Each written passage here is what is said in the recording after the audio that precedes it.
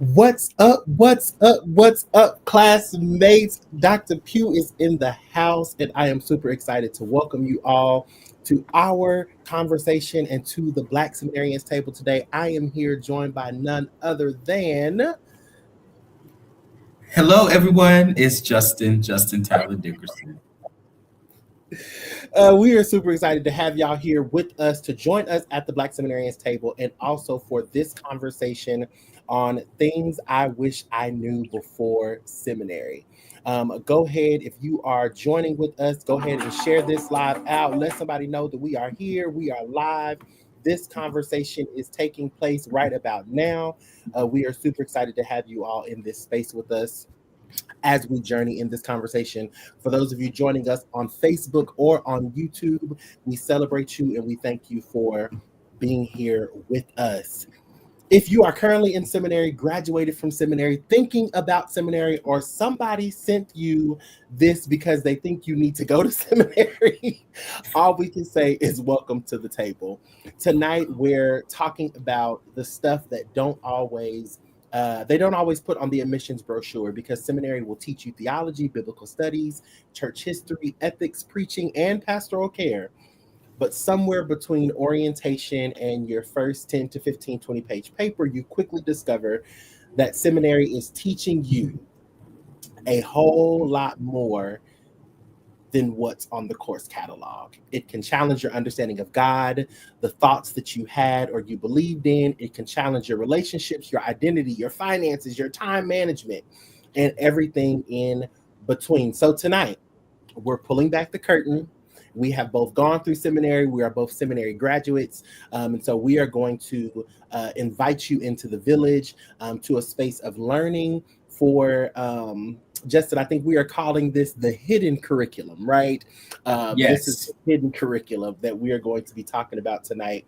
And we're also going to be talking about vocation, because your degree is a tool, not just the destination. We're going to make it through several different conversations. And so if you are joining with us, again, we appreciate you. We thank you for your time, and we do not take it for granted. And so if you are with us, we see you in the chat. We see you in the chat. Okay. And so we thank you so much for being here with us. Go ahead and share this out, and we welcome people to the table with us. Justin, what you got to say? Yes. Seminary is very much an infamous word around so many different places. When someone says, I went to seminary, that means, so many different things to so many different people. So we Yeah. wanted to have this conversation. What does it mean to go to seminary in Black? And Mm. seminary while Black, Mhm. because it can be a very much of a journey that has highs and lows. There are curveballs, and we're going to talk about that tonight. So Yeah. I'm excited to be partnering with you. I'm excited to really be at the table. I'm excited to see all of the comments and to really join together and have this discussion. So for my seminary alums that are in the chat, feel free to drop hints and tips too, because we are not going to Yeah. cover everything. And I believe that at the table, wisdom can be just shared from anywhere. So just join us. And I think I'm excited. I'm excited.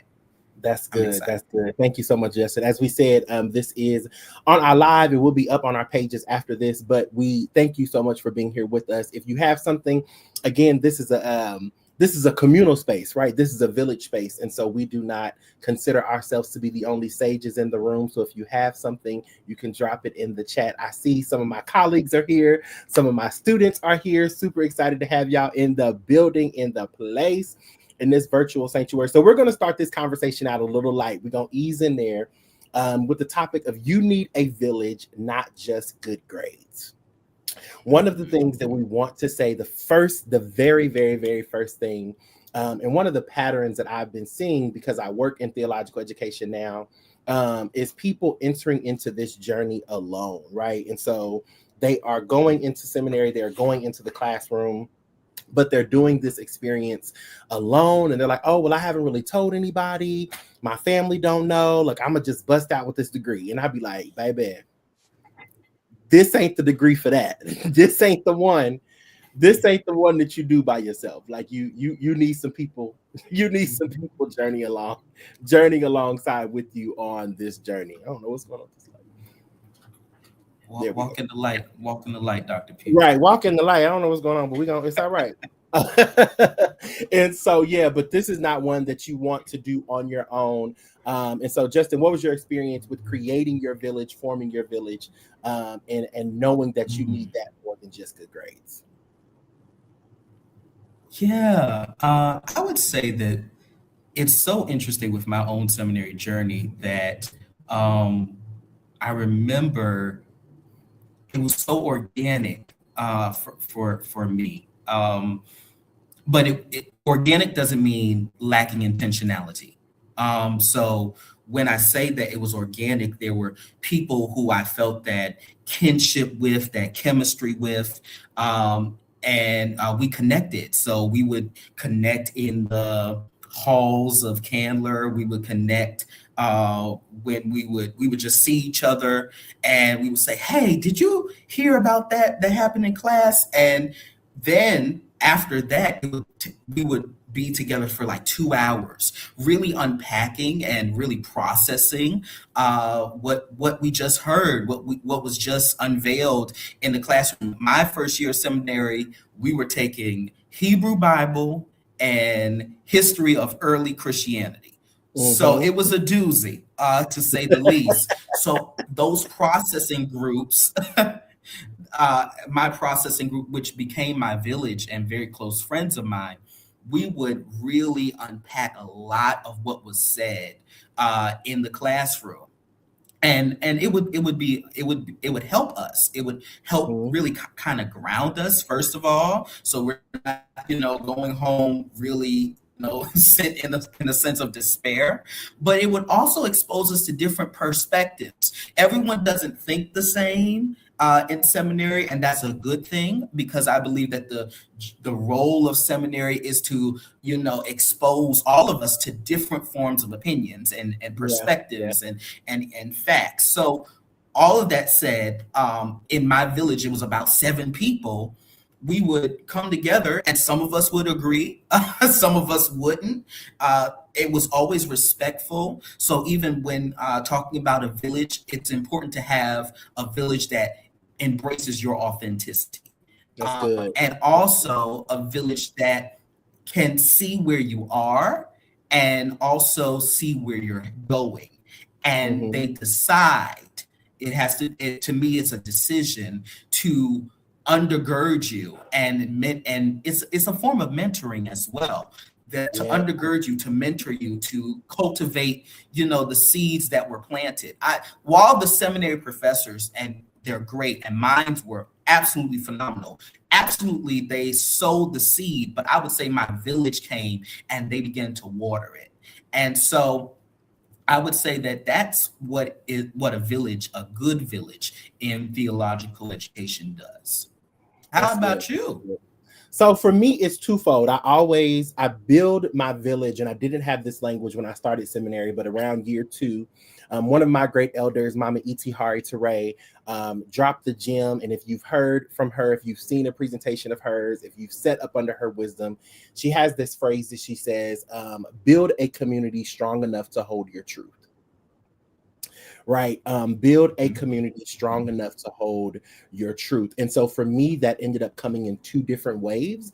And so I had my village, my family, those who were not connected directly to the theological journey, who, to your point, celebrated my full humanity, right? Like I could be Kaka, right? Like them is the people who raised me up. Like they know me as Kaka, they know me as Kai, right? Like all of those things. And so that was a very, very strong village that was important for me when I just needed to kind of put off this, the layer or the mantle, if you would, of who I was becoming, and just kind of needed to revert back to a safe space.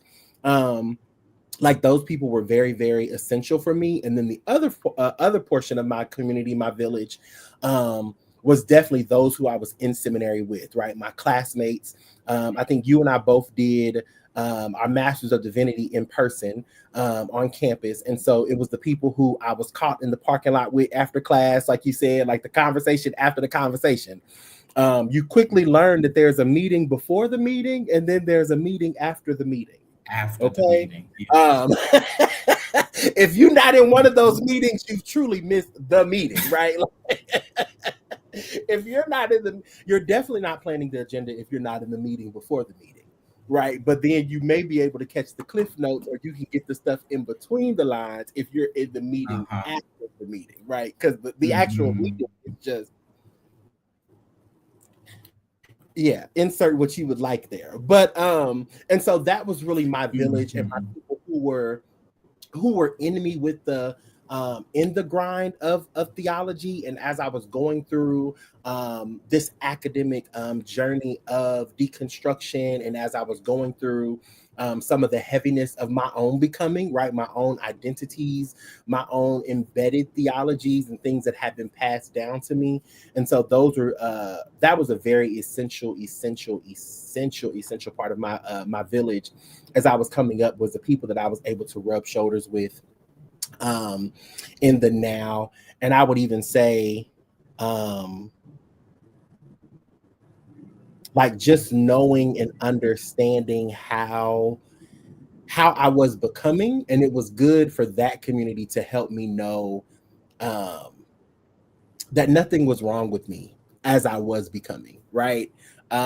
Because I was questioning, like, seminary positions you in this space to question literally everything, right? Like you go, and that's why it's the hidden curriculum, because we'll get into the conversation, but a professor can provide you a syllabus, but unless you're attuned to the hidden curriculum that the divine has outlined for you in the syllabus, like you can miss the course. And I experienced that. I don't know about you, but like it was days when I did my readings, I did my assignments, I came to class ready with my talking points, and then the class we veer way left, and I'd be like, wait a minute, this is not absolutely. This is not what we were supposed to be talking about today. Like, but it was a part of that hidden curriculum, if you would, that really helped to form and shape everything that was happening around me. And also in me, right? And so I think as we keep leaning to the hidden curriculum, I think our next nugget that we would give you would be learn the hidden curriculum early, right? Learn the hidden curriculum early.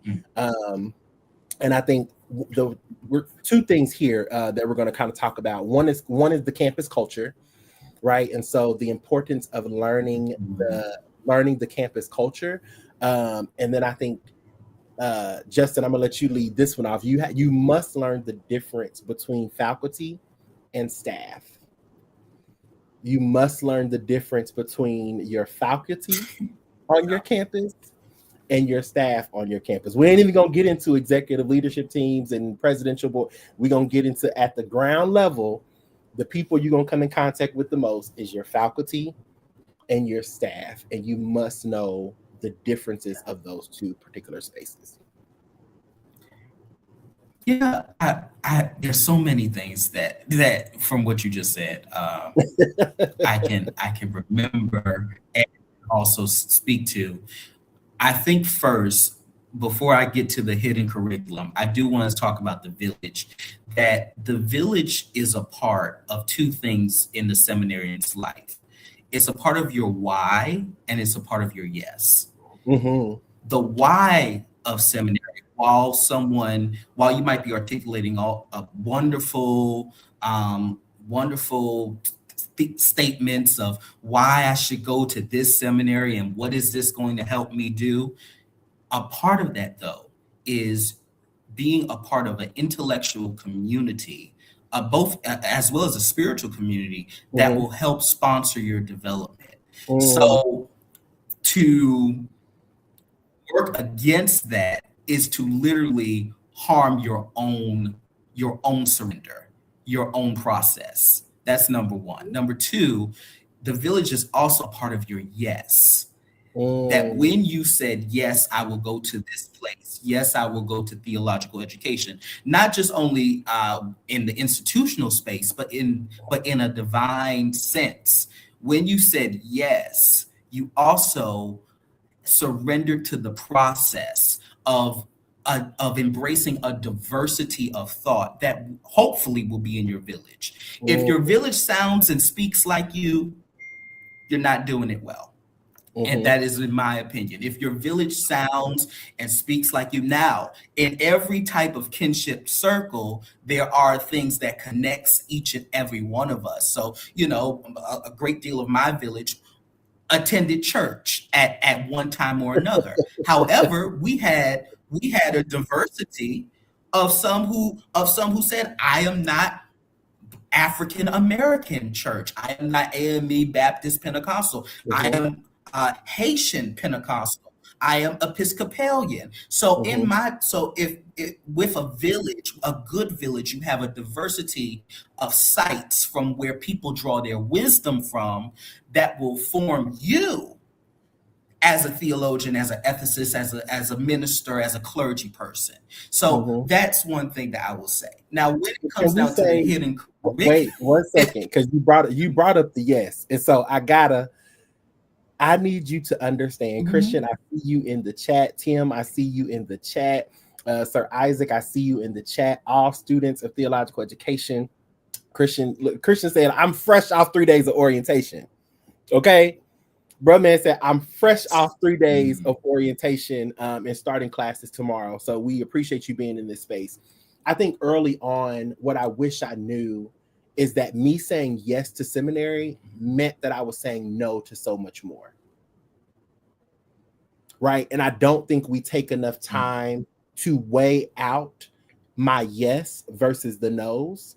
Right. And so when you say yes Yes. to theological education, when you say yes to this journey, like that may mean no to the hangout, right? That may mean no to the family gathering. That means no.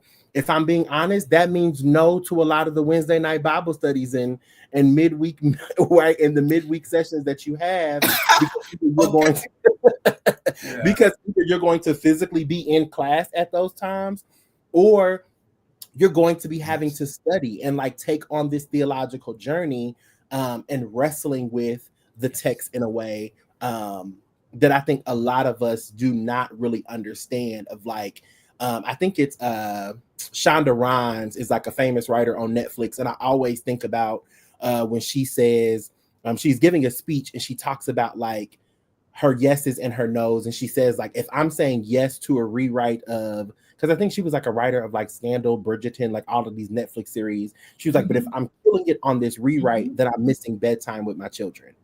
If I'm going to the recital or if I'm Mhm. at a family function, then that means I'm probably behind in production on one of the shows that you all love, which is why it doesn't come right.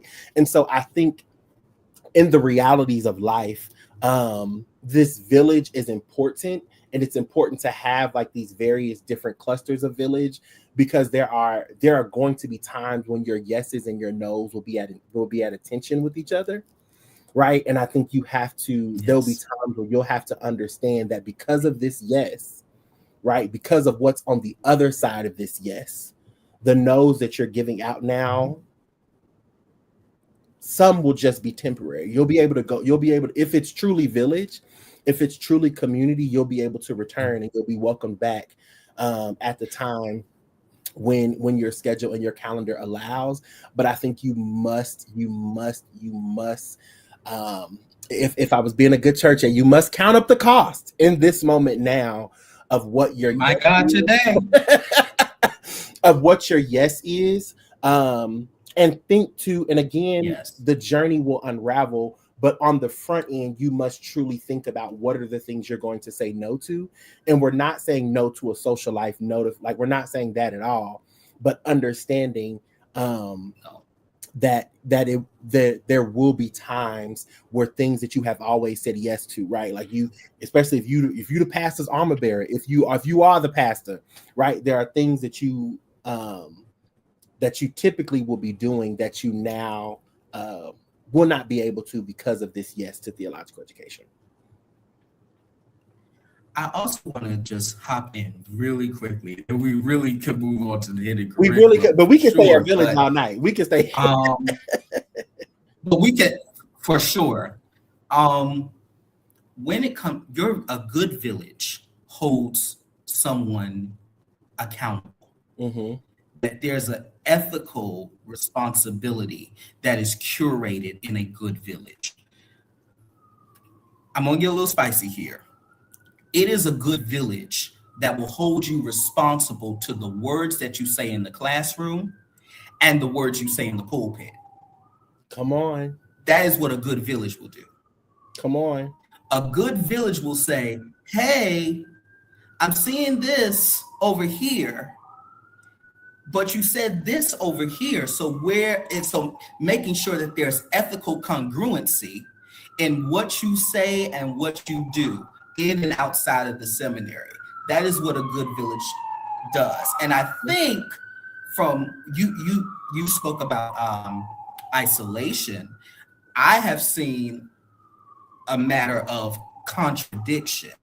And I love nuance and contradiction, and it's wonderful.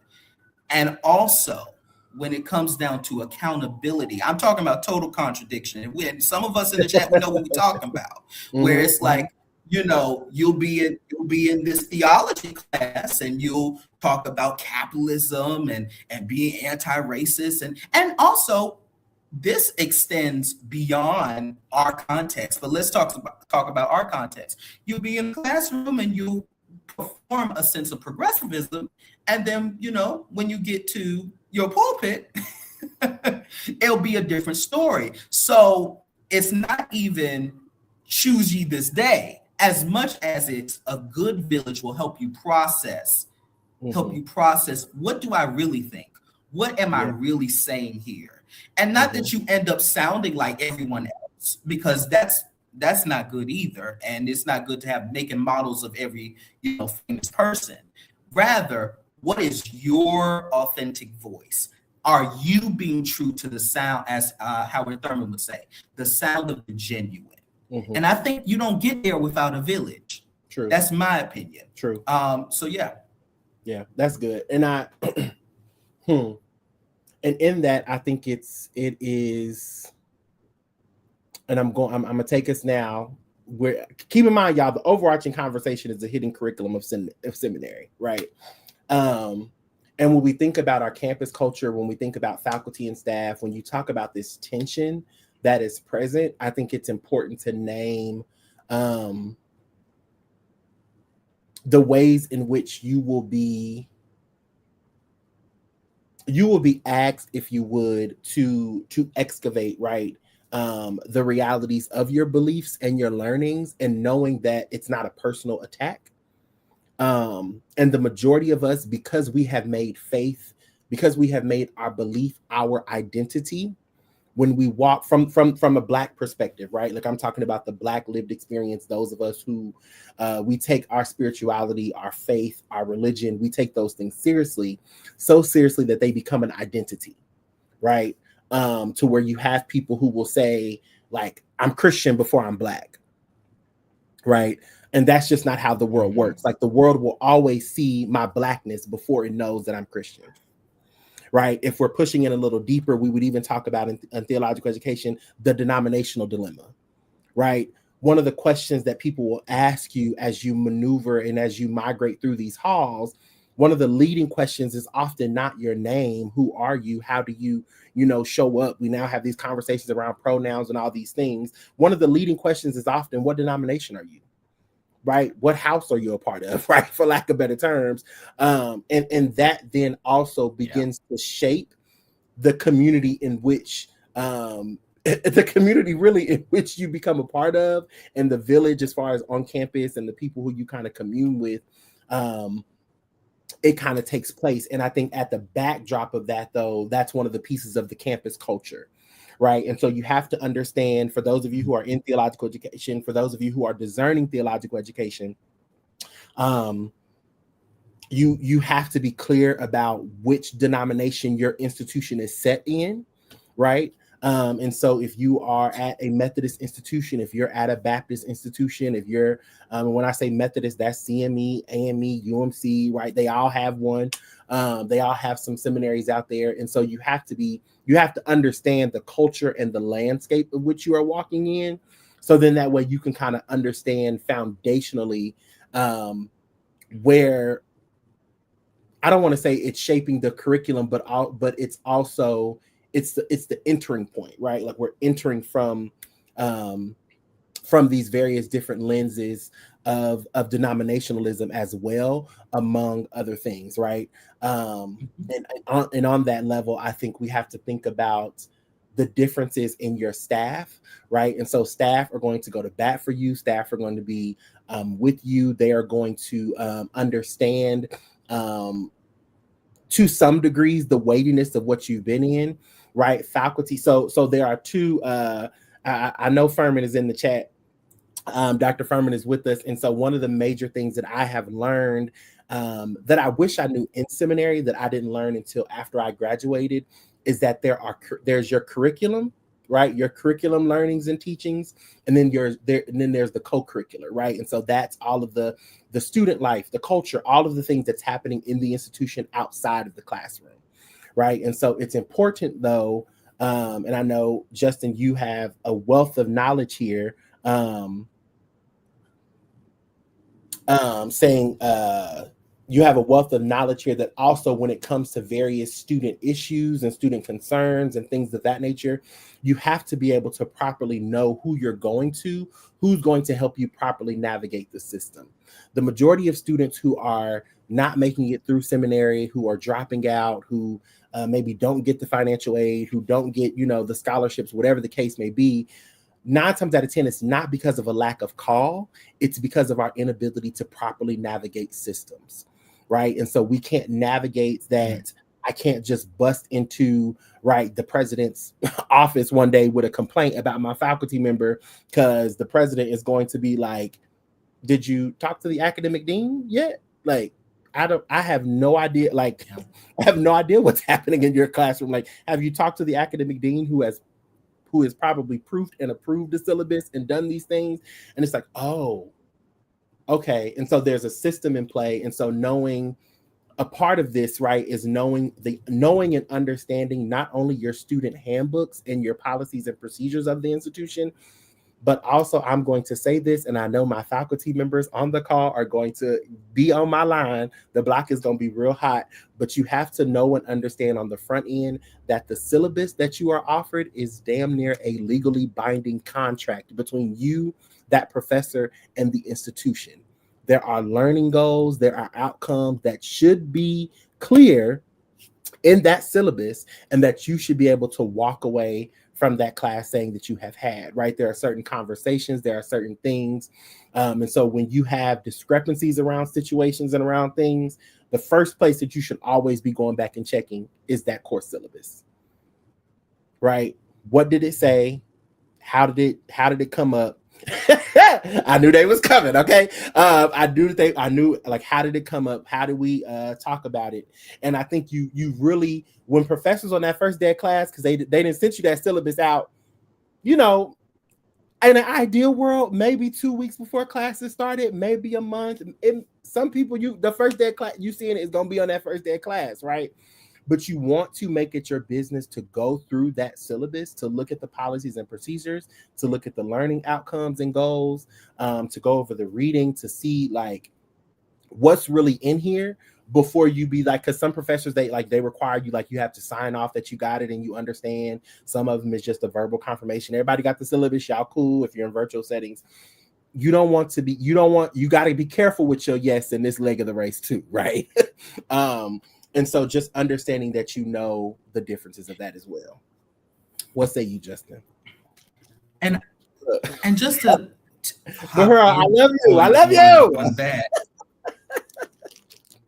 and just to I will say also, there is a need, excuse me, for someone to be honest with themselves when it comes down to, in seminary, you'll pick your courses. For Mm-hmm. it. Now, some courses you might not pick, but some courses you will pick. So when you do read the syllabus, be honest with yourself. Ask Mm-hmm. yourself, okay, is this, does this speak, to whether my interest, if it's an elective, or is this work something that I am truly prepared for? Now, in certain cases, you can be honest with yourself and immediately go to that professor in their office hours and say, "Hey, listen, some of what happened, some of this in here, I'm not really familiar with. Have the discussion. Have that honesty with yourself to be able to know what you can handle and know what you cannot handle. Part of that honesty comes with a certain humility. So I don't suggest taking 18 credit hours when you are working in your church, serving in the community bank, and trying to become an ordained minister. Be humble. and Yeah. and Yeah. so don't bite off more than you can chew. And also, then there's another part, and this is in black. This is for us. Mm-hmm. Mm-hmm. When it Mm-hmm. comes down to some courses, you should absolutely look at the reading list and Mm-hmm. see and do the research and see if you are represented Come in the on. reading list. Come on. Because nothing is worse than your theology being framed by a Come on. whole bunch of people that do not look like you, do Come not look on. like you, do not attend to your lived experience, aren't trying to center you, and really don't really think that you should be there in the first place. So it's important when you look at the syllabus, because I would venture. I know Dr. Pugh would talk. You're speaking of a legally binding thing. I would venture more and talk about a working relationship between professor and student. Yeah. That there should absolutely be a dialogue, especially if you don't see yourself represented in the syllabus. So whether that's systematic theology, look and see, is there a Jacqueline Grant? Where is Dr. Mm-hmm. Grant? Where is Mm-hmm. Dr. Kelly Brown Douglas? Where are these people that speak to, are these people present in the text, in what we will be framed by, not just for you, but also for your other counterparts that don't look like Mm-hmm. you and will go Mm-hmm. throughout seminary thinking that we don't have anything to say about God, ethics, history of Christianity, and so many other things. I'm not going to go down that road. So what I will say is engage in a working dialogue Mm-hmm. with your community, because your professors can become, in my case, my professors became a part of my village, Yes. but it was also on the account of me becoming intentional about curating the relationships. I will Yeah. also say on this note, faculty and staff, when it comes down to certain social political issues, and this is important because we're going into election season. We're already in election season, and we're heading into the primaries, the midterms rather. When it comes down to that, understand what some staff are able to do and what faculty are able to do. And that is from knowing your school, your campus culture. Some Yeah. campus cultures are absolutely in this season practicing institutional neutrality. Mm-hmm. That is what's being actually, I would say for a great deal of our seminaries, that is what they will Yes. be practicing, especially at this time, and Yeah. especially with all of the Department of Education, which that's another thing you should know what's happening at the Department of Education because you are a student and you are a grad student at that. All that to say, know what staff can do and what faculty can do.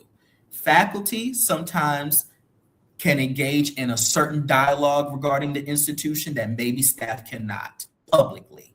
Sometimes staff can engage in a public discourse in a way that faculty might not.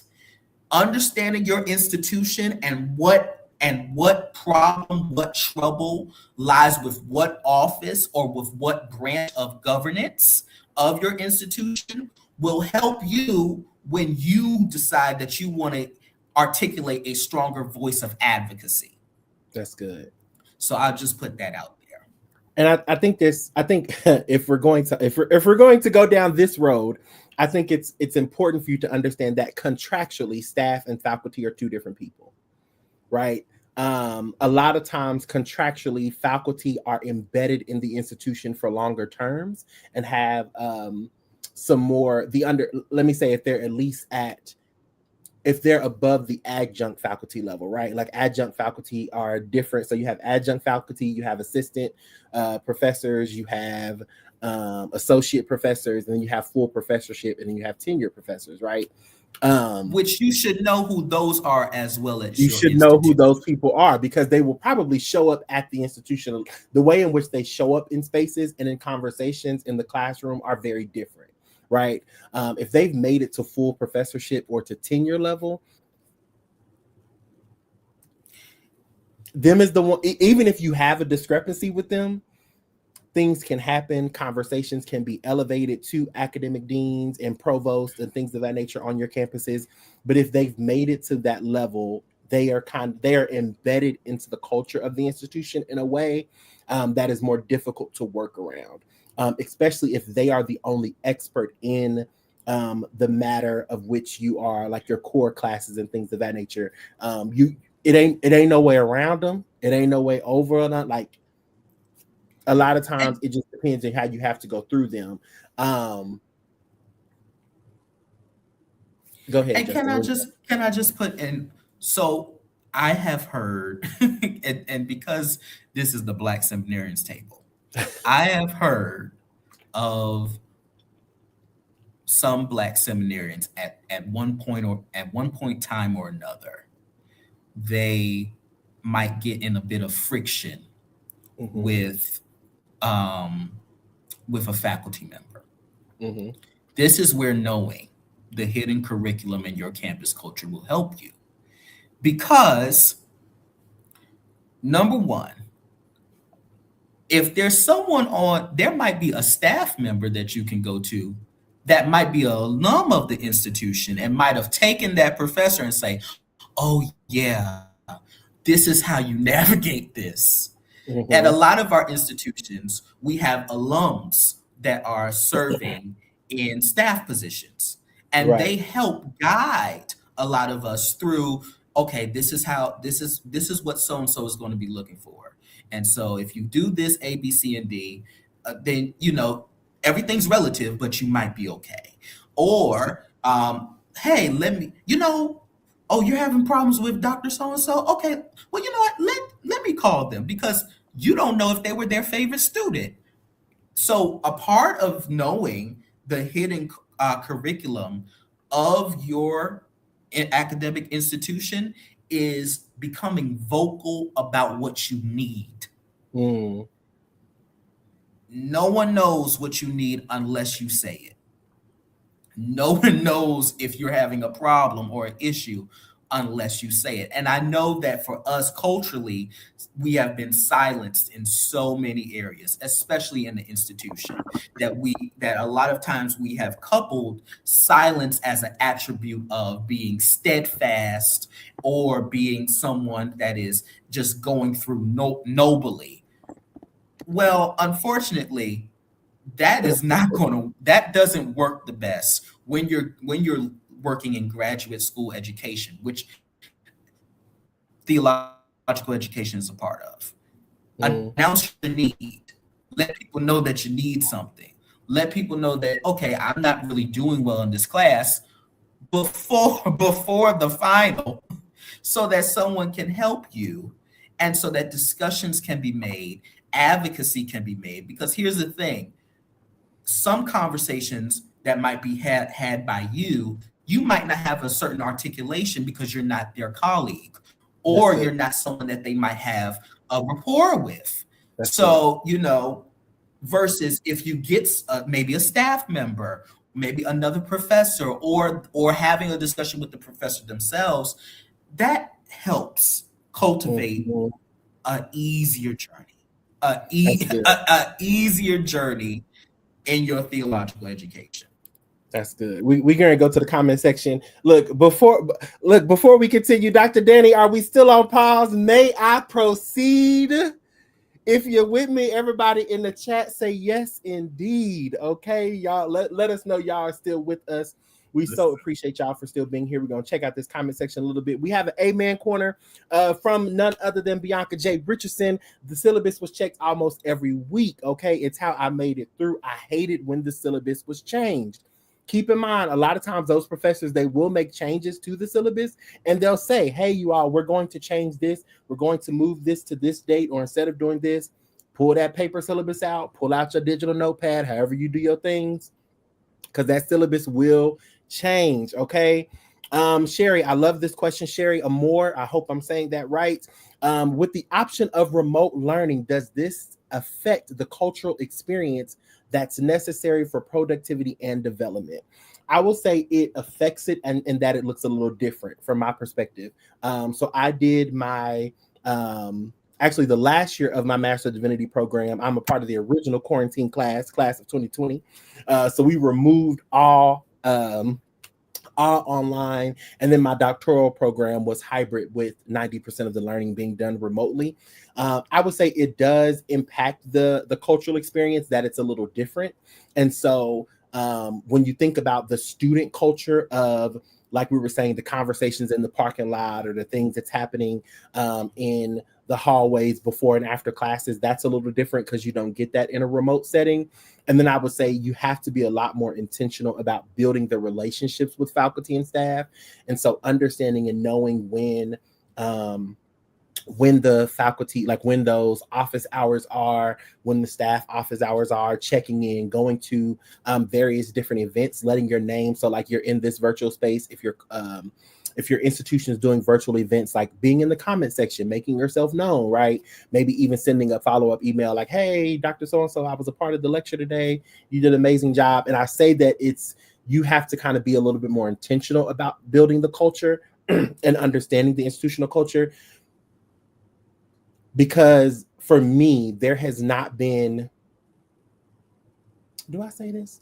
There has not been an opportunity that has been afforded to me where I have not had to call on past professors or colleagues in the field for letters of recommendation, for job opportunities, right? And things of that nature. Like I have not, and I stand boldly in it. Like any position that I have had, like I've not had to interview for.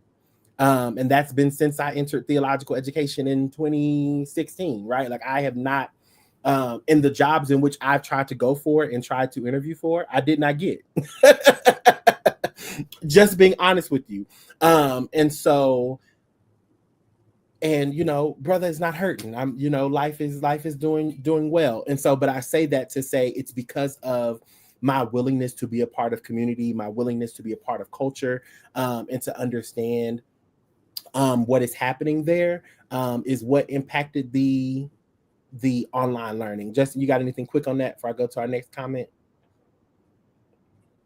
I just want to say on behalf of someone who has, I will say, oh, well, learning in a remote setting.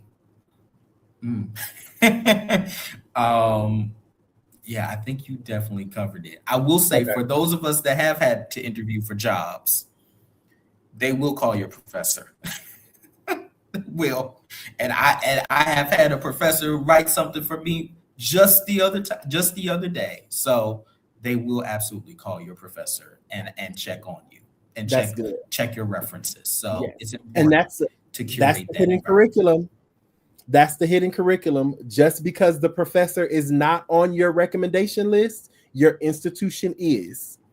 Right. So I don't necessarily, it's the meeting before and after the meeting. I've interviewed you. I've sat with you. I know who you be. I'm looking at your resume and I see that you graduated from this institution. So if I have a relationship with somebody, I'm going to call and be like, hey, yo, what's up, homie? Like, do you know these people? Like, I'm trying to, again, those are all cultural things that we're learning and navigating together. Furman is here. This is a long one. Yes, approaching folks, whether faculty or staff, with curiosity. Hey, I'm having trouble doing or with XYZ. I need guidance on how to navigate this situation or engaging this person. Students often go to vent to staff and other faculty, not realizing they may cause themselves more difficulty than if they approach with a question or request rather than venting. Thank you so much, Furman. I learned this the hard way. Right now, you will have your faculty, your staff, your people who are your safe spaces. But you have to know that, you have to identify that, and you have to, in the dating world, they say define the relationship. In those professional settings, now that you are in, you have to define the relationship, right? And know the people who you are going to and what you are going with. So again, positioning yourself in that in a curious mode, like, hey, so what is the best way to approach this professor? Like, I'm having some challenges understanding some things, like maybe I don't see it as being represented on the syllabus, because you may understand, again, a part of the institutional culture. This may be an issue that the institution is already aware of and maybe already knowing, and maybe already actively working towards, right? And so you have to be able to do those things and kind of know the ways in which you're navigating that. It was one more that I seen. It was one more, amen. But so we're gonna keep rolling. We're going to shift the conversation because, Sherry, your next question: are there navigating tools or guidance you'd offer or suggest for seminarians who are neurodivergent or neurospicy? What accommodations are customarily in place? I'm glad you brought this up because this is on our list to talk about, and we just gonna move right there. Okay. Jesse, you have anything you want to say here? Because I got a list. I came prepared for this. I think I'm deferring that to the director. Okay. Look, okay, I'm currently working on a campus, and this is what I do. And so what I am going to say to all of my friends, and one of my closest friends and colleagues is on this call right now, and we talk about this issue all the time, especially for those of us, again, who are Black, right? A lot of us, we may have things, we have diagnoses, we have, we may have self-diagnosed a time or two, but what we do not have is we do not have the proper documentation from a certified or a degreed professional that is necessary and needed in order for us to receive the academic accommodations, right? So what that means is there are things, look, notepad is ready. I'm so glad you're ready, Sherry. So what that means is you must have whatever differing ability, disability, however you would like to say that, and whether that be in your neurospiciness, whether that be in your ADHD, in your autism, in your dyslexia, in your anger management, right? Therapy, like whatever your differing ability may be, it has to be documented in a way by someone that says there has been an official diagnosis, right? This is how the majority of institutions will operate. Now, once you have that official diagnosis, they will have someone on your campus who will be responsible for what we call a 504 plan or an academic accommodation plan. And so you may want to look on your institution's websites for that. Look for the coordinator of the 504 plans, or sometimes there's an application that you have to complete for those things. Again, you have to have that documentation ready and the contact with someone, because depending on how long ago the diagnosis was made, they need to know, is it currently being medicated? Is it currently being treated? How are you yourself, beyond these academic accommodations, working to ensure that you are showing up as your best self? When it comes to accommodations, this is just a really quick list, and I'm going to just say these are some of the ways in which you can request.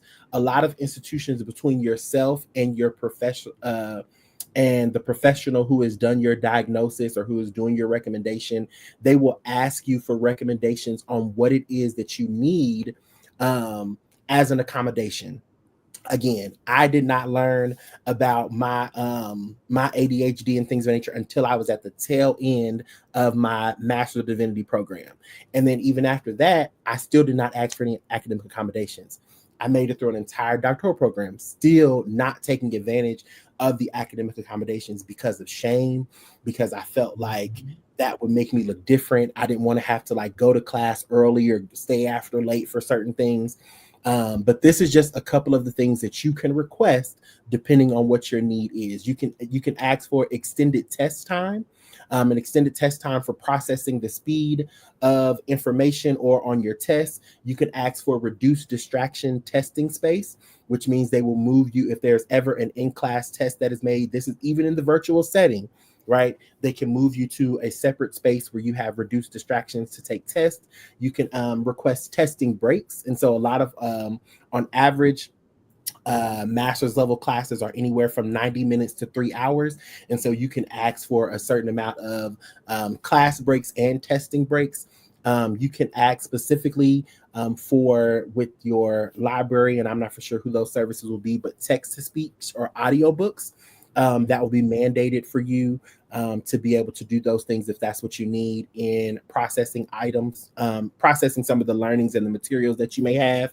You can request a speech to text software, right? A speech to text software. So a lot of times we see this with folks who have dyslexia or who have problems processing.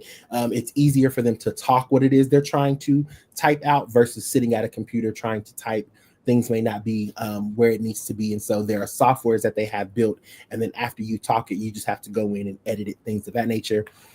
You can request digital copies of your readings.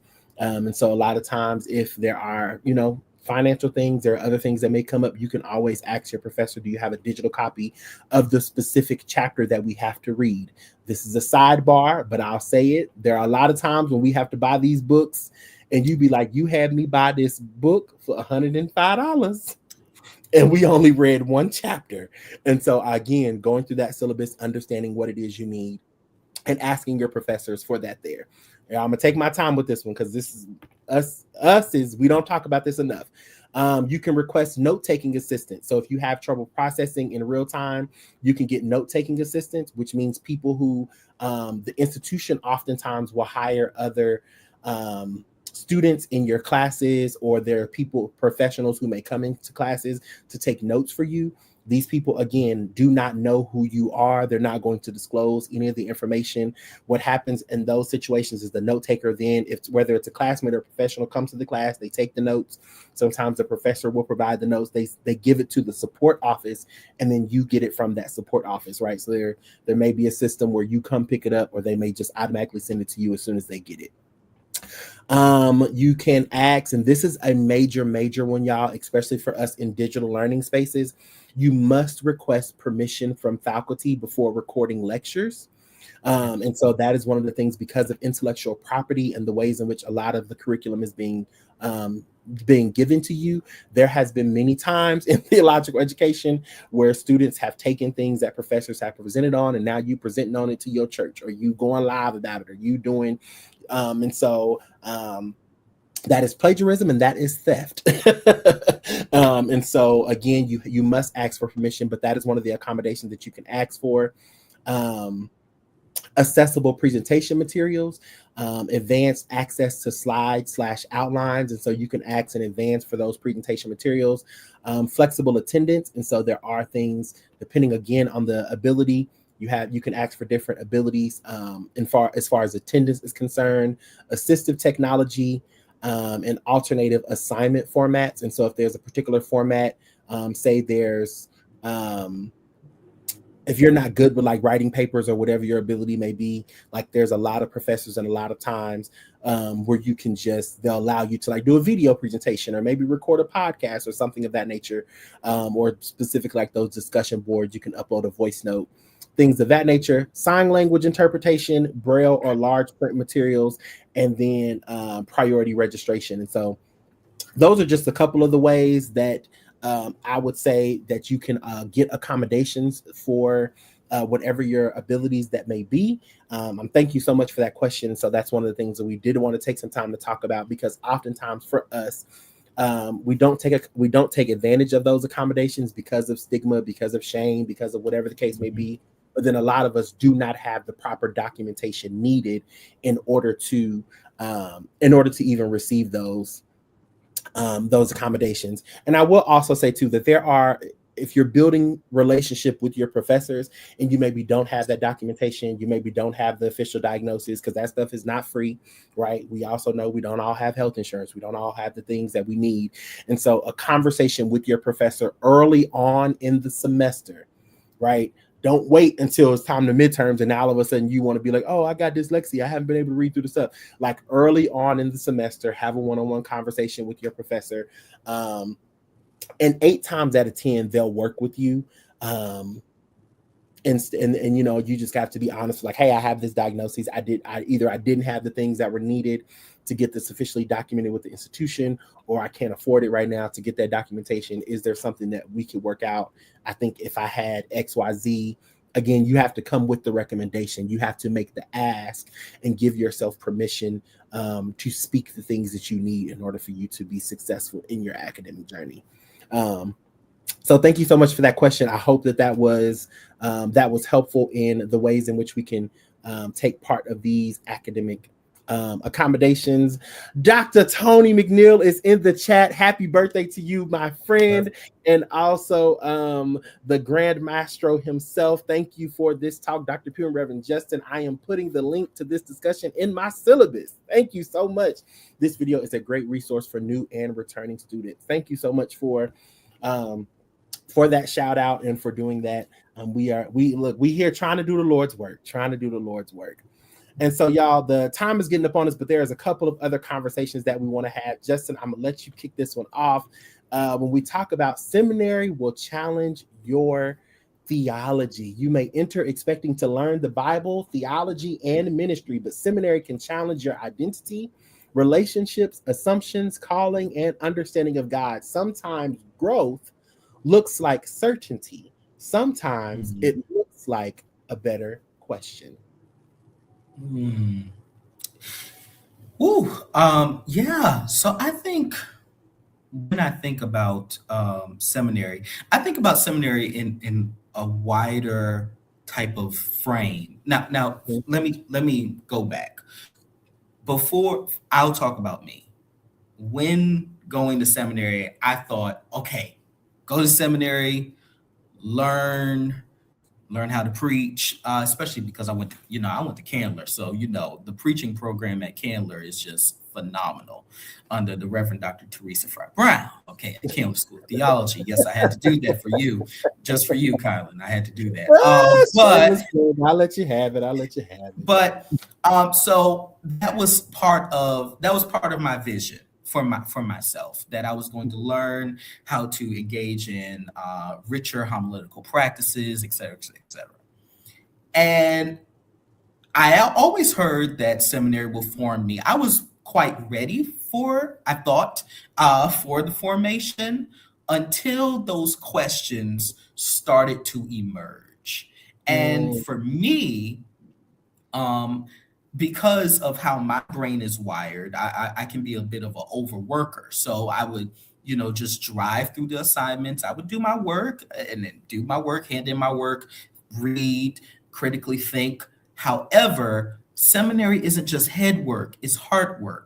Yeah. And it goes hand in hand. And it took the summer when classes were winding down and there wasn't a whole bunch of noise to really start to think and sit with these concepts that were introduced to me that I have heard before because, the religion program at CAU, but really didn't really start to really ponder. And I will say that I have found that many of us might think that we can dodge the hard work, that we can really just invest in the head work, get the grade, go through. And that's not the case. So yes, seminary will start to challenge your theology, or begin to, even if you allow it, form some of your theological articulations. Why? Because not even only because of the information. The books are the books. You can look up the books. You can buy the books in any library store. The difference is when you come into contact with people that think differently, that speak differently, that hold different beliefs, and it is time to engage in this discourse of faith that all of that my tradition really didn't have a robust type of framework for, with how to have discussions. And we're not feuding and fighting, but really sit down Yeah. and have these discussions. And it's not a matter of I want to convert you or I want to, bring you to Christ. No, rather, I respect you and I'm curious about what your mind is doing. And I'm curious about what your experience is. And so seminary does begin to start to change you. It begins to change your mind about things. It begins to start to shape your identity. It begins to start to shape the pride that you take in yourself, hopefully. But also, seminary isn't only about questions, and I think that that's a very popular opinion about a very popular take seminary, that you question and you question and then you question and then you question and then you question some more. There is inquiry, but then there's also formation. And at a certain point in time, it's time to get out of the questioner's chair and begin to respond and seek after the where you have been questioning. Don't I remember Dr. Kwok Pulan, she was a visiting professor at Candler.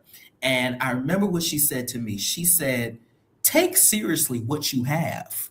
And that's also your question. Take your question seriously and take it and be faithful enough to the divine that has handed your mind this ability to inquire.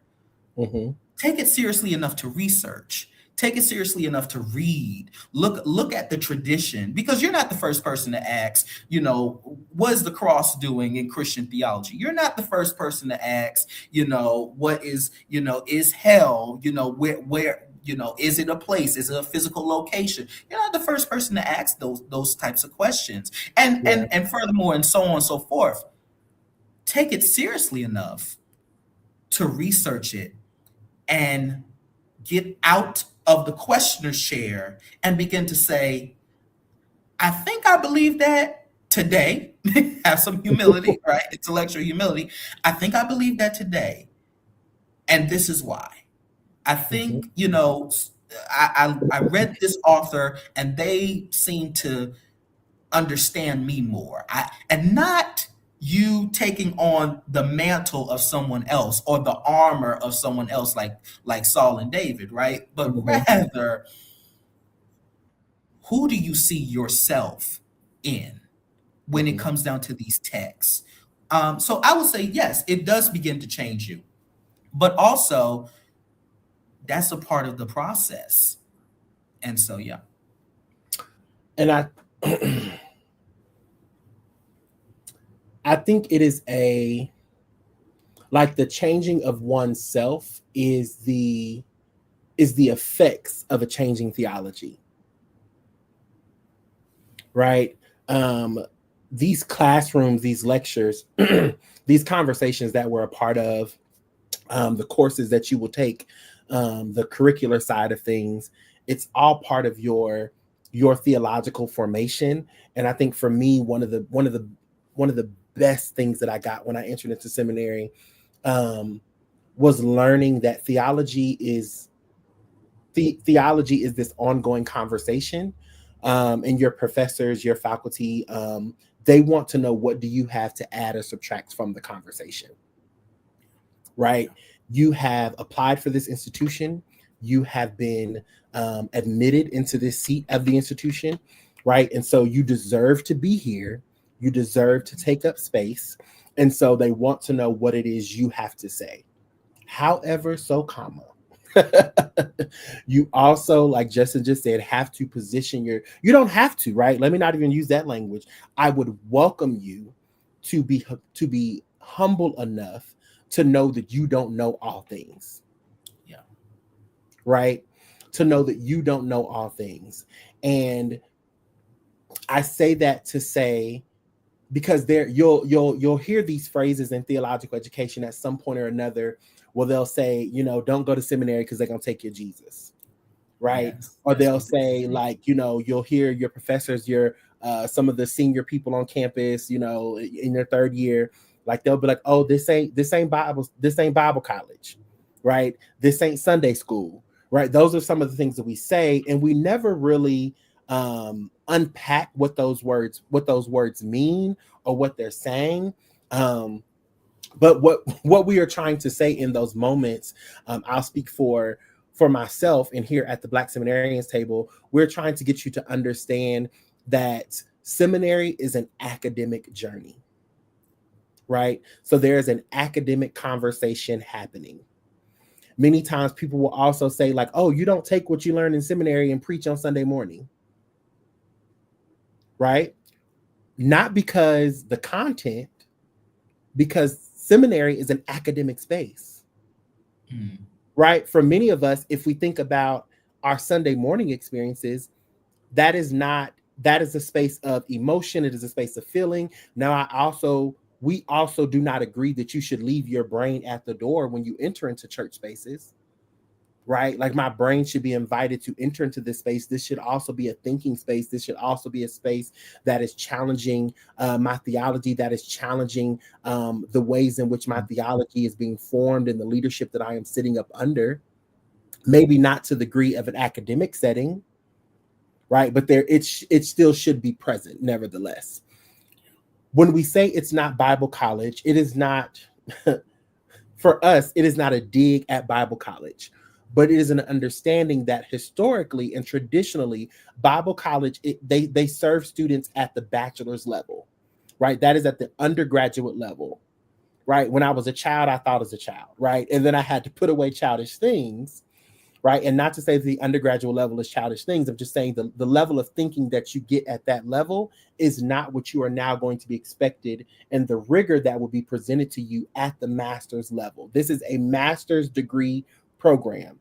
Rather, you're getting a STM, a MDiv, a MA, Master of Religion, like whatever the master's degree that you are getting, this is an academic journey that you have to be on, right? And so you cannot come in here thinking that you know all the things, because the reality is that you don't have the degree to say that you know all the things, right? And the real thing is that though we are receiving master of divinity, divinity is something that cannot be mastered, Mm-mm. right? It's an evolution. It's ever changing. God is ever present, right? And so along with that, you have to understand that everybody's entry point into theological education is different, Very true. right? And so though I may be entering theological education from the perspective of this is a denominational requirement, and I'm here, I got to get ordained, I got to do. There are some people who are coming because they just heard a voice from God, right? They not connected to no local church. You have some people who are coming that are not even Christian, right? They don't even believe in this Bible. They don't even believe, like, there are people who are atheists who don't believe in no kind of anything of that nature, right? And so people are entering into the system at different ways, and from different entry points. And so the question often is, are you open enough to be in dialogue with what is happening um, in the academic space, right? And what I will also say at that level is, historically and traditionally, there is a difference between theological seminaries, divinity schools, and school of theology, right? One of the major things that you'll see is theological seminaries are often more denominationally based, and so they will be rooted in more of one of your mainstream denominations. And then divinity schools and school of theologies, while sometimes they do have a denominational backing or foundation to them, right? They're oftentimes embedded in larger university systems, right? Why does that matter?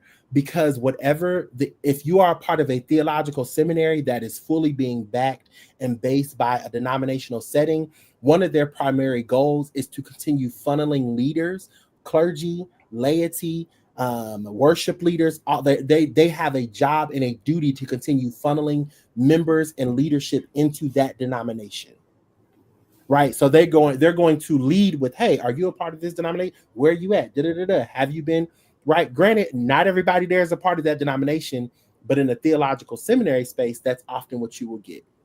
And the other entities, and often, let me say this too, theological seminaries, oftentimes the highest degree that you will find at that level is a D-Min. Right? You'll find a D-Min. When you look at divinity schools and schools of theology, often, like I said, they're embedded in larger university systems. And so they'll be more research based. And so oftentimes and traditionally, again, this is not 100% across the board, the theological landscape has evolved, but traditionally they're based in research institutions, and so more likely they will offer a D-Min, but they'll also offering in partnership with another school of thought on their campus. There'll be various different PhD programs that they are also offering. Right? Again, why is this important? Because you have to understand the ways in which the curriculum is being formed. It's going to be formed differently at a right one of these D1 research institutions, and the markers that they have versus an independent accredited theological institution. Both sound, right? Both great curriculum, both great in what you are trying to do. The question you have to ask yourself that's going to lead us into our next mark. Hold on, I got to get my banner ready for this one. Right? Is your degree is a tool, not the destination. Right? You see it on the screen. Somebody put it on the chat. Put it in the chat for me, because we're getting ready to close out. But you have to understand, and going into this and going into seminary, whether you're entering it, whether you are, you know, at your third year, you get ready to enter into that middle year, or you're discerning what's happening. Your degree is a tool, not the destination. Mm-hmm. Okay, Justin, lead us in. Yeah. See, you just threw so much wisdom out there that it's like, ooh, that's good. I do want to say this about Bible college real quickly, because I come from a tradition in which that was more so of the ministerial formation. So apostolic Mm-hmm, denominations mm-hmm. really went, their ministerial formation really centered around Bible colleges. Yes. But I would offer for those that are coming into the seminary space that it's a different type of immersion. Mm-hmm, Your Bible college, you are being immersed in that denomination, in the richness of the denomination, and that denomination's perspective. So when you come out of a Bible college, often, and that's why a lot of persons that I know that come out of Bible college, they're very much trained preachers for their denomination. They're mm-hmm. like excellent, like they can tell you the doctrine, the history, etc. Theological seminaries, by nature of their of how they were formed, offers a bit of a more, I would say, a diverse point of view, especially if you went to, especially if you went to a divinity school, a school of theology. There's more of a diversity that's being offered, and also a theological seminary. So it's Mm-hmm. not just limited to a certain denominational articulation of what the divine is. So that's one thing that I was like, oh, well, the Bible colleges. Also, when it comes down to change, and your theology, when I was thinking about this, Dr. Pugh, I was thinking, You. I have to do it because God is good. I thought about this quote from James Baldwin. If the concept of God has any validity or any use, it can only be to make us larger, freer, and more loving. I Mm-hmm. think that way about theological education. And that is for all segments. When you come out of theological education, if your theology is not capacious, then I wonder, did I have a curiosity of what happened. of how might you have been limited or might have limited yourself from engaging in so much of the offerings. Like for example, a lot of us, I'm gonna pull back the curtain. A lot of us have a little bit of problems in the world religions courses Mm-hmm. that are Mm-hmm. offered at our institutions. Yes. And we don't understand that often that is really addressing our own bias and our own, and sometimes our own fragility, honestly, of what we think Christianity should be and how it should be a governing body within these states that are called united. Mm-hmm. Understand, that happens often, that we engage in this degree program and we box ourselves in, and it's very important to for all of us, because I believe that a lot of Black seminarians have been taught that seminary equals cemetery, or they're going to take your Jesus away, or or this that really populated when I was going, don't lose your burning, or in some places, guard your heart. Mm-hmm. Understand this, that is the divine, ultimately, that will keep you and keep you in your right mind while you're going through these courses, while you're going through this formation. That if your Jesus could be taken, think about it. If your Jesus could be taken, then that Jesus don't got no keeping power. Mm. My grandmama would say.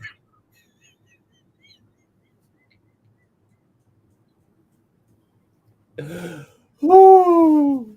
If an academic institution could take away your burning, were you ever on fire? Yeah. Yeah. Or was it the appearance? Was it the performance? Was it that and all you needed to do was have a little bit of time Mm-hmm. away from being inculcated? That's a term that is used in the theological space, of being surrounded by group thought. And a Mm-hmm. lot of us, we think we come to seminary, and this is what, speaking to this point, a lot of us, we come to seminary thinking we're going to preach, teach, shout, and do all the things. But really, what the divine goal is, or the divine mission, is to free you up. Hey. Is to is and that's what honestly happens, and Yeah. that's honestly where people begin to, and you will begin to see that Mm-hmm. people start to take umbrage with your freedom. Yeah. So so Yeah. so that's that's one thing that I want us, to understand, that if your theology, if your theological education hasn't made you larger, freer, and more loving, wherever you fell on whatever topic, then what happened? Yes. So Yeah. that's what I would say about the destination, and honestly, the destination for a lot of us is that we begin to stop performing, That's and good. and and and that's what happens. So yeah. That's good. That's good. Bianca J. Okay. People are afraid of free people slash thinkers. Come on now. Come on now. And so, Justin, because my seminary didn't take my Jesus. My seminary just taught me that Jesus was Black. Okay. And that when I My call on the name of Jesus, I'm calling on one of the great ancestors. Like, that's what my seminary formation like did for me. And I was like, oh, okay. Like it helped me learn to be in community with people of differing opinions and different faiths. Like, I realized a lot of the spaces, rather that be in the sanctuary, rather that be in clubs, rather that be in fraternities, rather that be in um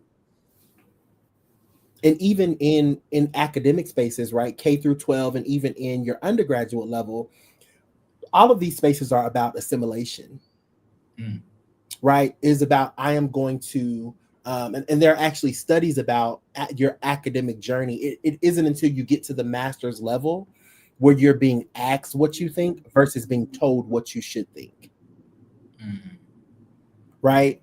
And so it is at the master's level where you're actually being asked for your opinion, right? You start having your assignments is not necessarily much about reading reflections, right? Like you just reflecting on the reading um that you have read, and it's about more of a and it begins to be more about like how are you wrestling with this text, right? How are you um like how do you what do you think, right, about this what the author is saying and things about that nature, more than just a recap, right? mm. And so it invited me to position myself, if you would, to the point, right, as a free thinker, as someone to be more loving and um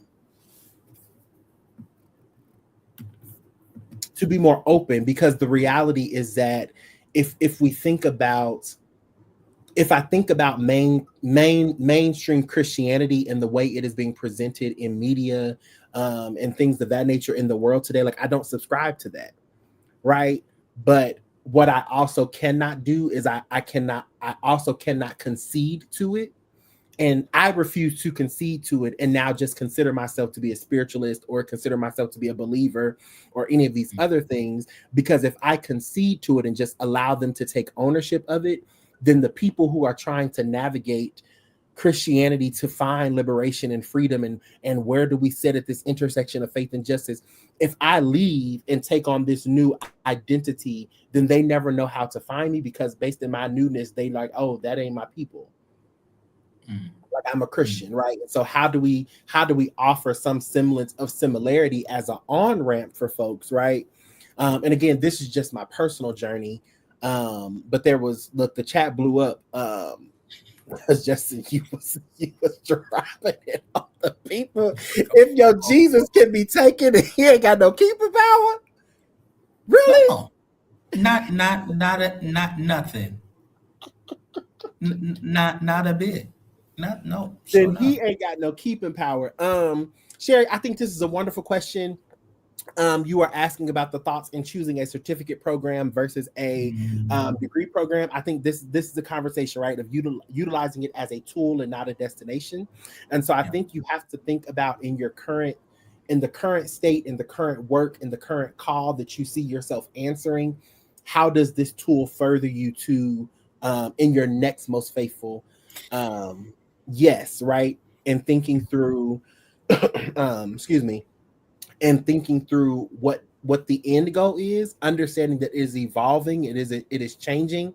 I think certificate programs are a great on ramp, right? If you just kind of want to get your feet wet and see what's in there or how this is kind of happening, especially certificate programs that are being offered by accredited bodies and institutions, and not just again, no tea, no shade, but that certificate program is going to be different and offer you a different level of rigor than one that may be offered again by a local church or something of that nature. Um, and so I would say that's a great on ramp.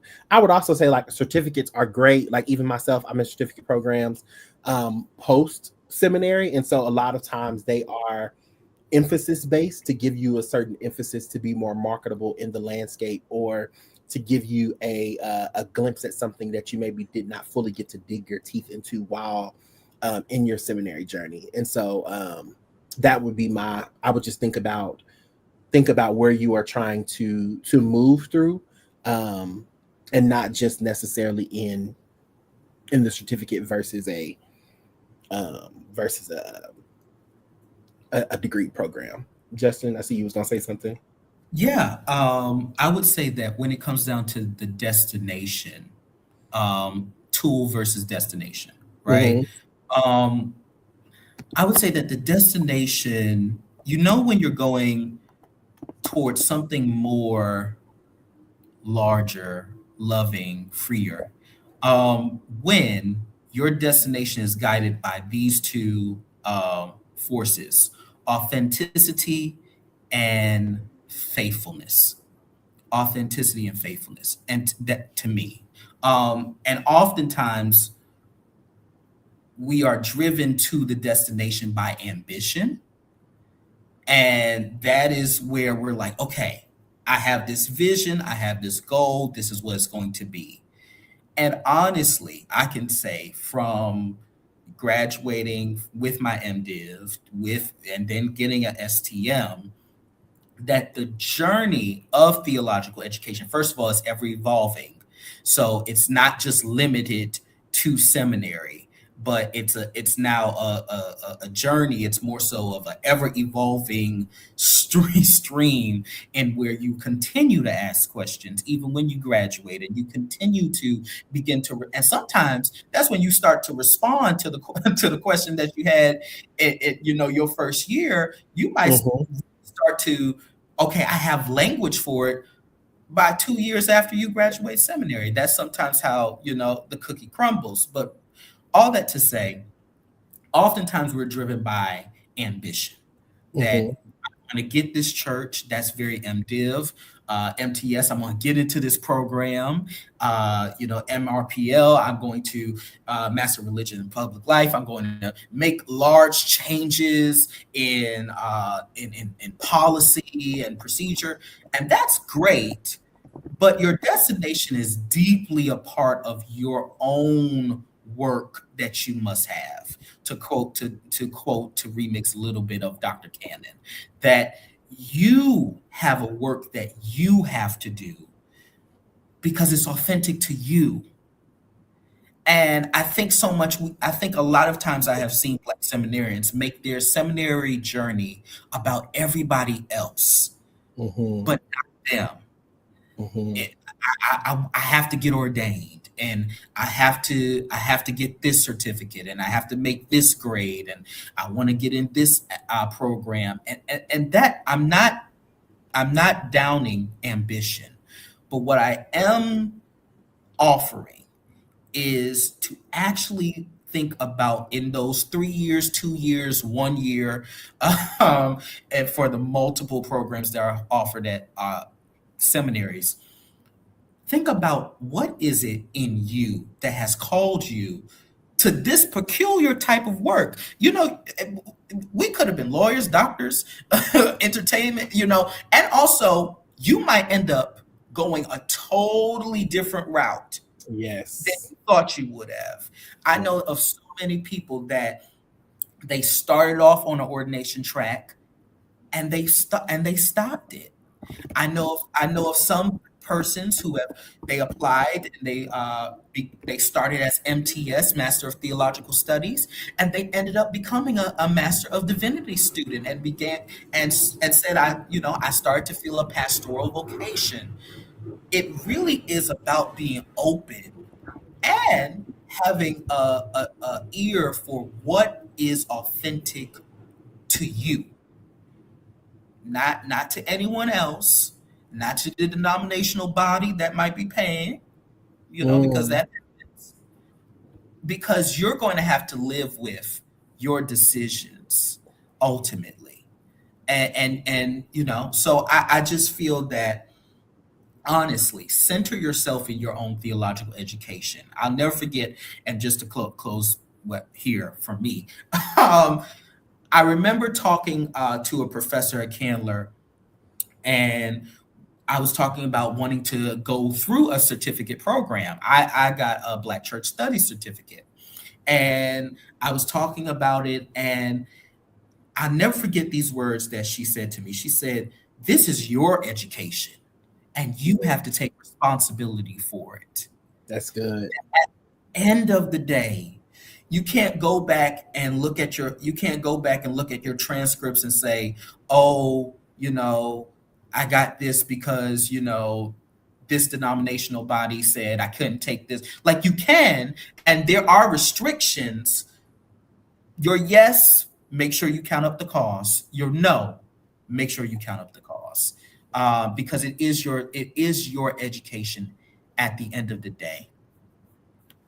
That's good. That's good. Furman is back in the chat. Ambition will drive you, but call will sustain you. Don't take off driving on the seminary journey and run out of gas in the middle of the wilderness because you can't sustain the journey. Thank you, Dr. Furman. Ooh, that is That's so it. good. Y'all, Yes. the reality of this thing is, and why the Black Seminarians Table is here and the work that we are trying to continue building, um, is that the work and the formation does not stop at graduation. Right. When I graduated from my MDiv program, I initially I attributed a lot of it because we were in the midst of the pandemic, but it felt so accidental. Like I was like, wait, I'm not done. Like I have so many more questions. I have so many more. Like, baby, like we had went through this, and this is a whole nother conversation, so we're not gonna dig in. But we go through this academic deconstruction process, right? Deconstruction is an academic term, right? We've coined it, we've popularized it, and now it's all over the medias and the web, and everybody deconstruction and they want to exit the faith. Deconstruction is an academic term to talk about the academic process that we have gone through, right? And the reality is that your the purpose of your deconstruction journey is to really have you peel the layers back of your embedded theology, the things that was given to you by mama them, by big mama them, by the church you was raised in, by the teacher in the third grade, right? Like your best friends, right? It's this nature versus nurture conversation. And so you get into this academic space and they begin to pull all of that back. Some of it you will go back and get, right? Some of it you will see and you will learn that no, there was truth in that, right? There was that my being is in that, right? Like I'm taking that with me, but then there are other pieces that you will leave there, right? And as you continue on this journey, as Dr. Furman just said, like you don't want to get caught in the middle of the wilderness. That's why we say once a Black seminarian, always a Black seminarian, Always. right? Rightfully so. Once you get the degree, you're a Black theologian, but we try to position ourselves, and we are saying that you must position yourself as a learner because the evolution doesn't stop, right? You should always be willing to evolve and to ask larger, more expansive questions of yourself and of your faith. And if your faith tells you that you serve a God that cannot handle the weight of your questions, then I have questions of the faith in which you subscribe. I have something to say right there.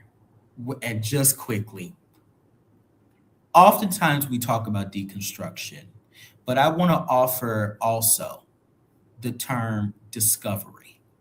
That a Mm. lot of us aren't engaging in deconstruction, that what we're engaging in is a discovery. And that's okay. That's okay. And that's okay. And actually, I think if we can actually be honest of say to say it's not even on deconstructing or tearing down. It's that I'm seeing this new path and these new ways of thought that I might feel more included in. Mm-hmm. So I think that there is because you're right. Deconstruction is being massively popularized, and I think I'm very curious of a lot of what we're calling, because a lot of what's being called in certain, let me be very clear, in certain deconstruction places is just a conversation of information. Like, okay, Mm-hmm.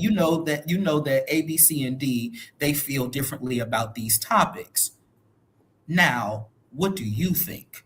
Because Mm-hmm. because shock jock theology isn't theology at all. You're Mm-hmm. not actually getting to the root of what has of the implications that you see, the oppression that you see, and we can have more conversation of what is and what is not deconstruction. Hmm. But a lot a lot of us, what we come into seminary with, it's not so much that yes, you might have been deconstructed, but what you really did, you discovered your own practices and your own articulation of faith. And I would say for me, seminary helped me discover the Black genius in the practices that I came from. That Mm.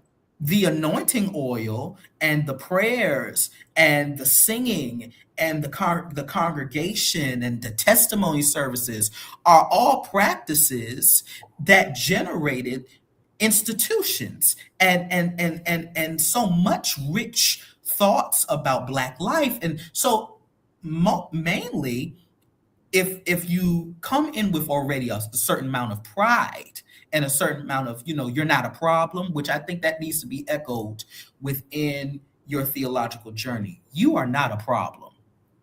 You're not a Mm. problem. And I think because oftentimes we treat seminary as for some, as a shame, as a blanket of, oh, yeah, I went to seminary. No, you're not a problem and you're not an issue. You just are curious. And now you have the responsibility, hopefully when you graduate, to go on further and help other people along the way. But yeah, so. That is good. Classmates, we thank you so much for being with us and for journeying with us on tonight of this conversation, Things I Wish I Knew Before Seminary. We hope that you will tune in with us. We will be dropping a registration link later this week. On Sunday, September the 6th, 2 weeks from now, we're going to be having Blessing of the Books. Come and get your blessing for the journey.